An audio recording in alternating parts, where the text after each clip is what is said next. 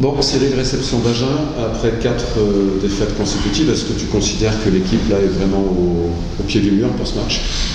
Au pied du mur, oui et non, il reste 25 matchs, mais bon, c'est vrai que là il va falloir prendre maintenant tous les points qui se présentent. Il ne faudra pas le laisser passer parce qu'après on va commencer un peu à lâcher le wagon et ça risque d'être compliqué, même si je dis il reste 25 matchs, mais c'est vrai que là il ne faudra pas trop laisser passer celui-là, sinon ça peut être un peu long après le reste de la saison, parce que tout le monde va venir nous essayer de récupérer les points ici.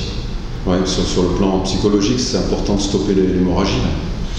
Oui, on en a besoin, ça fera du bien, parce que c'est vrai qu'on passe 4 fois on perd, mais on n'est pas perdu, on n'est pas à la rue, on perd sur des petits détails qui nous coûtent cher, donc voilà, donc il va falloir à tout prix gagner.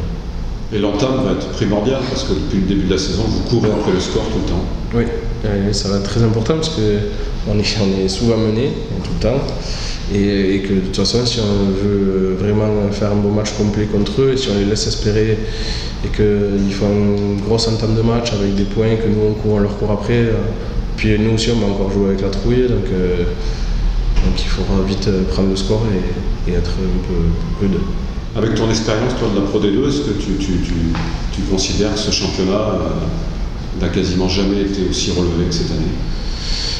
Oui, c'est vrai qu'il y a de grosses équipes et même les équipes qu'on aurait pu penser un peu plus peut-être en difficulté, mais tout le monde va être au rendez-vous cette saison, donc pas le droit, malheureusement on a fait déjà 2 erreurs à la maison et donc là on n'a plus trop le droit à l'erreur, sachant que maintenant on a vu que tout le monde réussit à les gagner un peu partout.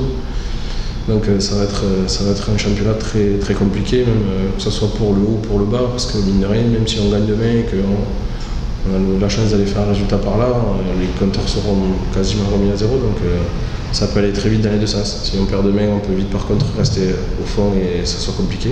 Et si on gagne et qu'après on arrive à passer un peu dans une spirale positive, on peut vite revenir et passer une bonne saison. Donc toujours Vincent Vial avec son pied, Brice Humbert et sa cheville, Anatole Pauvert sa côte. Bon, les deux neufs commotionnés, Rodor Luzero, Julien Royer à la fois une petite commotion et aussi le mollet, et Charles Bouldoir le poignet. Pour parler du match, est-ce que tu considères que vous êtes au pied du mur?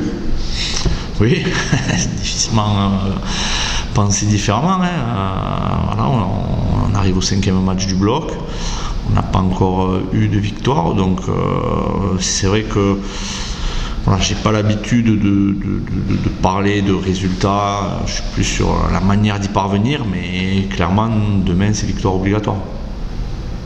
Ouais, parce qu'il faut stopper l'hémorragie, c'est important. Il faut vite recoller, il faut vite engranger des points, basculer positivement, même si, sincèrement, dans les têtes, voilà, il y a forcément un peu de doute dû au résultat, mais il y a quand même à côté de ça aussi de la confiance et de la certitude qu'on va réagir par les joueurs, comme je le disais vendredi après Colomiers.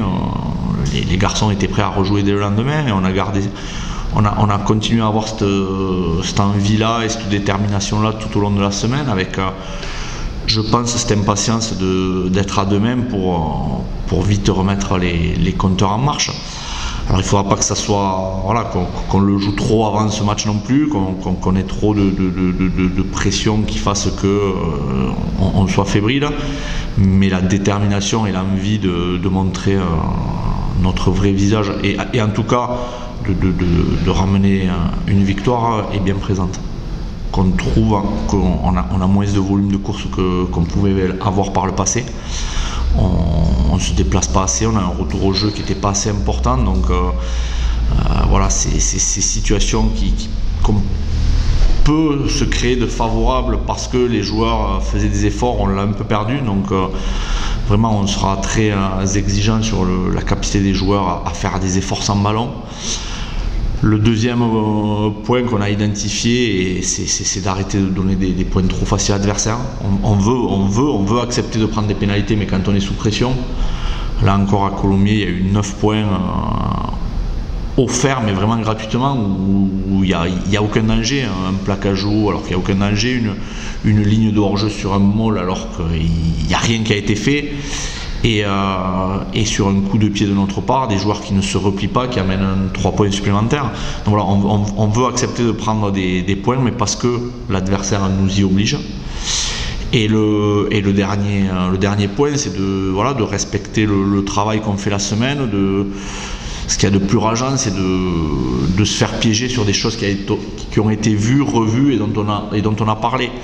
Et ça, là-dedans, le côté aussi répartir un peu répartir un peu le leadership sur des secteurs bien précis de certains joueurs vont, j'espère, nous aider à toujours sensibiliser l'équipe sur un aspect défensif, offensif, mais rester dans ce qu'on a travaillé. Voilà ce qui nous a coûté cher depuis le début de saison, où on a eu des fois certains secteurs, d'autres pas. Enfin, on n'a jamais assemblé toutes les pièces du puzzle en même temps. On les a, toutes ces pièces, hein. Je ne suis pas inquiet sur ça, on a tous les ingrédients. Il va falloir les mettre ensemble et bien les assaisonner.